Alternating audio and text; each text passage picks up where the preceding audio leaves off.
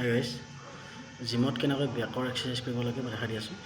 Back মানে হৈছে তোমাৰ এইটো দুটা চাইড, তো চাই যাব।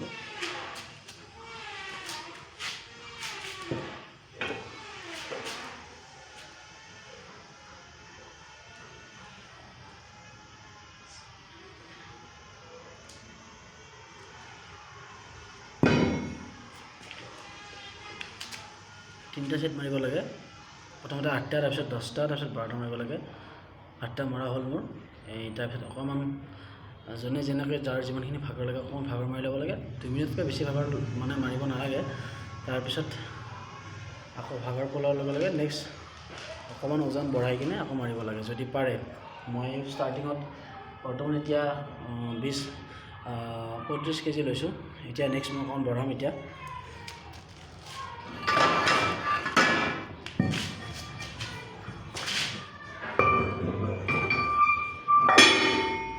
50 কেজি হ'ল।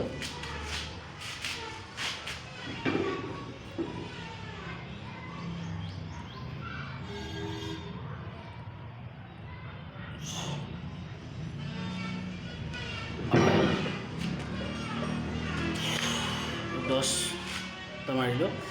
তাৰপিছত আৰু লাষ্ট ছেট আছে, এইটো 12টা মাৰিব লাগিব। প্ৰথমতে 8, তাৰপিছত 10, তাৰপিছত 12 সেনেকৈ মাৰিব লাগে।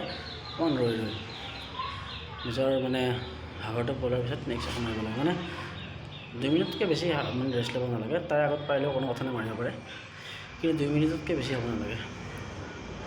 এতিয়া মই অলপ ওজন বঢ়াই আছোঁ।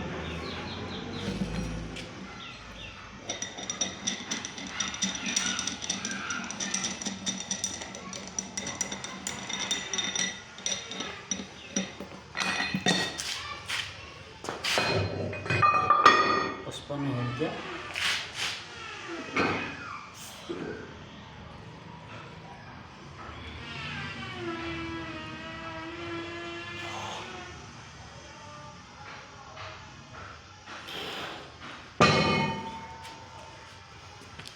এইটো 12টা হ'ল।